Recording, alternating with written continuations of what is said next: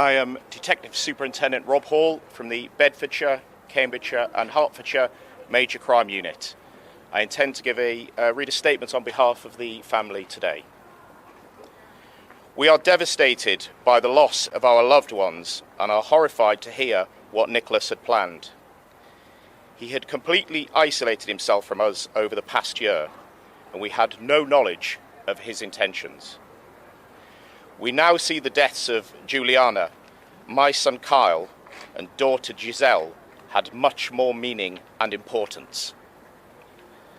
Their deaths and the fast response of Bedfordshire Police stopped any other family in the community going through the pain we have suffered. For now, we would ask people to remember Juliana, Kyle, and Giselle for the people they were. Julie was a strong, loving mother to her 4 children, who were her absolute world. In her spare time, she was a keen athlete and enjoyed raising money for charity. Kyle was a kind and funny young man who loved football and boxing.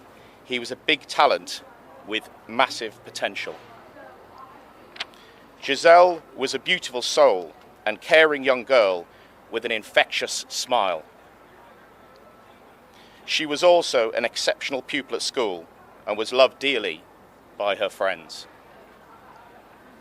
We would like to thank the police for their thorough investigation and for supporting us through this difficult time. We would also like to thank the wider community who have been tremendously supportive and generous with donations to help with funeral arrangements.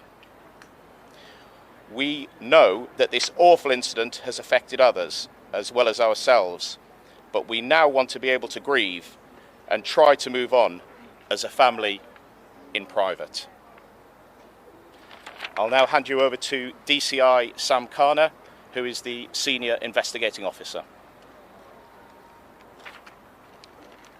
Our thoughts today are first and foremost with Juliana, Kyle and Giselle and all those who knew and loved them. All 3 have been at the absolute forefront of our thoughts throughout this whole investigation.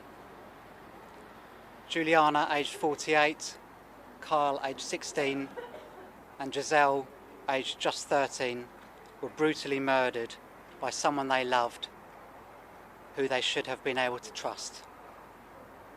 It is their names we should be saying and remembering today and in the future, rather than the person who carried out such sickening crimes. It's been incredibly difficult for their loved ones in the aftermath of what happened, and I would ask that they be left to process their grief in peace. In my entire policing career, which has included many years spent on the major crime team, I've never encountered anyone capable of such horrific acts while showing no remorse. I've been utterly shocked and appalled by the actions and plans of the offender in this case, and I'm pleased that this truly evil individual will serve a significant proportion of his life behind bars. This has been an incredibly difficult and complex investigation, and I would like to thank all the officers and staff involved in achieving this result today. That includes the officers and paramedics who displayed such bravery responding to the initial 999 call. The crime scene investigators who worked painstakingly to recover evidence from such a horrendous scene. The digital investigators who had to review some of the most awful material from the offender's devices. And our major crime team who meticulously pieced together the evidence to help secure the conviction and jail sentence. Their professionalism and dedication has allowed us to keep fighting for the victims, to get justice and ensure the person responsible is not able to cause any more harm.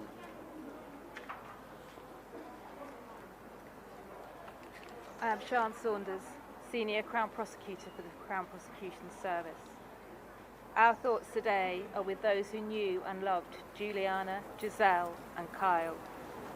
Nicholas Prosper's cold and calculated killing of his mother, brother and sister, and the revelation that he planned to shoot a class of school children and their teachers has left his family devastated and an entire community in shock. The case presented by the Crown Prosecution Service, supported by a detailed investigation by the police, laid bare the scale of his planning and the extent of his disturbing interest in mass murder. The evidence in this case was indisputable, and, unable to defend his actions, he admitted to his crimes. It is beyond comprehension that a young man would want to kill those closest to him and target innocent young children. His clear lack of empathy and remorse is highly unusual and deeply concerning. We recognise the deep distress and anxiety felt by those in the local community upon learning the detail of these chilling crimes. Now that the criminal proceedings are concluded, we hope that the loved ones of Juliana, Giselle and Kyle can begin to rebuild their lives.